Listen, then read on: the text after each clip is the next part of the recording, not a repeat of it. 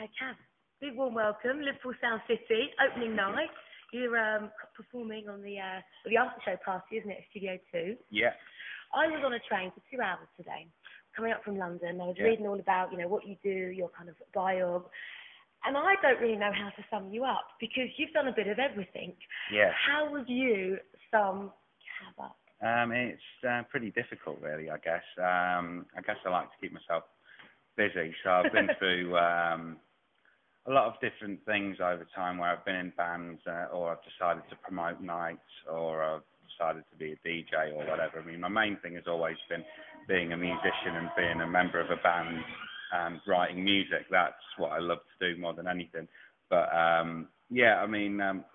getting involved in promoting was kind of to further my band. I wanted to control my own destiny, so that's why I got involved in actually running nights and putting nights on and putting a festival on or doing that kind of thing, which opened up a lot of opportunities for me doing it that way, and it's helped me learn a lot about the business, which is important.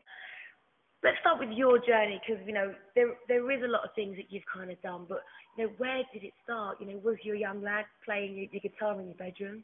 Yeah, I used to. I was always into music from a young age. I discovered like my aunties and my mum's records when I was, like 6. Not your dad's or your older brother or cousin. Auntie.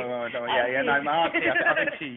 I think she was going travelling or something, and she left all her records at my mum and dad's house. And had all like the Stones and the Beatles and stuff like that, and the Small Faces, the Kinks, and bands like that. And I just used to sort of put Sergeant Pepper on and sort of play it again and again and again when I'd come home from school and got into music, and I just felt really strongly about music at the time. I just felt this kind of buzz out of it.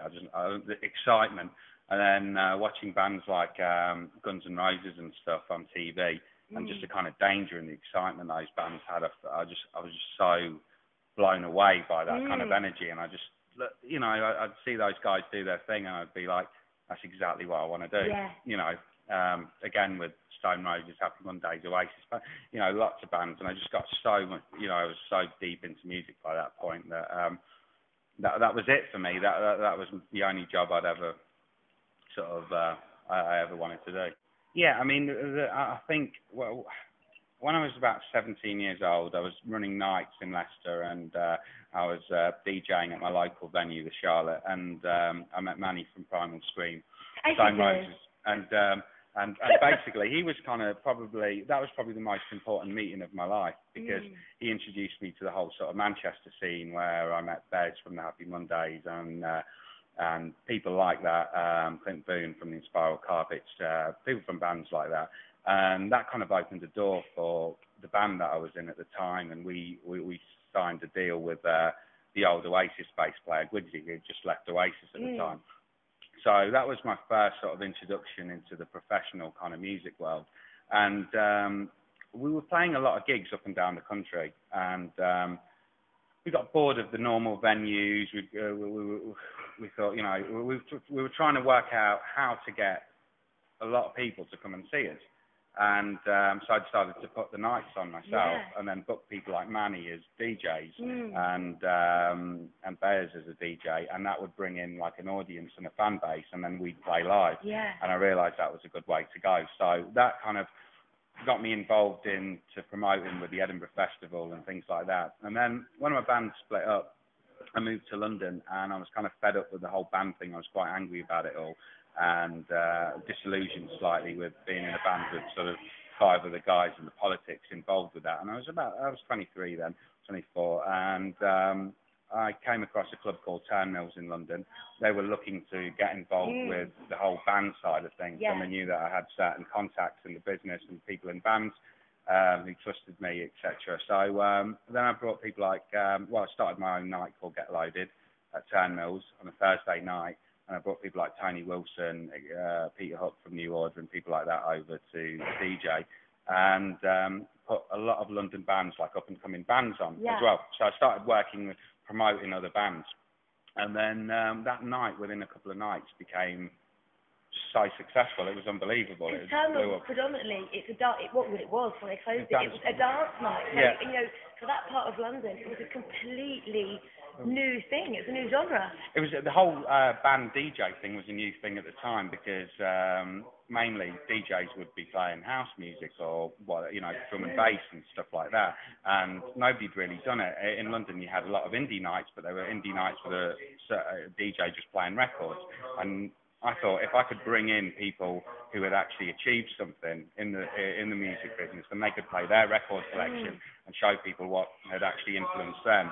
And that was kind of what triggered that night to be so successful. And then obviously that led to a lot of other nights like it. And now it's kind of, I suppose, the scene slightly saturated with all that kind of stuff. But at the time, it really worked. And then the club night just went off. It was crazy. And then we got offered to do Clapham Common, put on a festival. And so I just thought, okay, great. We couldn't actually find a band to headline at the time because it was so late. It was like 8 weeks before. We had a festival booked, and we were one of the first sort of small festivals competing against like Reading and Leeds and V Festival, etc. So I asked Sean Ryder if he fancied playing and headlining the festival. Maybe as Sean Ryder because I thought the Happy Mondays had split up. But Sean said to me, well, do you fancy putting the Happy Mondays on?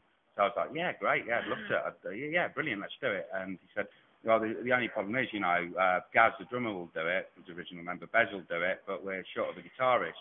And Sean had been on tour with my other band, so it's like, do you want to join the band on guitar as well? So I was like, I listened to the Happy Mondays as a kid growing up, into all the indie discos, loved all the stuff. It was kind of Black Grape were one of my favourite bands ever, so, I was like, okay, yeah, fine, I'll join the band. Yeah, why not? I'll check my diary. Yeah, kind of thing. So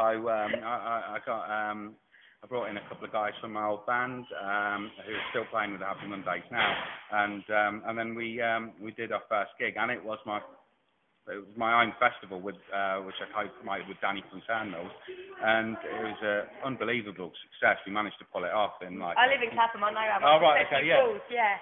Blocking the road, thousands of people in the street. It has gone from strength to strength, hasn't it? It's a sold-out festival every year. Yeah, it's a sold-out festival every year, and so I did the Happy Mondays thing for a bit, and then after the Clapham Common, the Happy Mondays just it took off again, and we were doing a lot of gigs around the world. We were touring like Japan, Australia, wherever. We were everywhere. So I'd just gone from being in like a Leicester band that had relative success, but being in a bit of a monster, a massive legendary band, and just touring the world, and from playing to like 500 to 1,000 people. Next thing I know, I was standing on stage to like 100,000 people and stuff like that in Fuji Rock Festival and stuff like that. So it was pretty, playing with the Strokes and all these. It was mad. So that's how the DJing kind of took off, because I was a member of the Mondays, and I'd get a lot of bookings playing records, basically doing what I did, how I would invite people from bands for my own club night. Then I started getting booked because I was in a band doing the same thing but in different countries. It all kind of so it was really weird. And then so I was doing that, and that kind of it was a great thing. So I got to travel on my own a lot and go to places like Mexico City, and and kind of introduced me to America a lot. And you're doing really. You've just come back from the States. You're doing really well.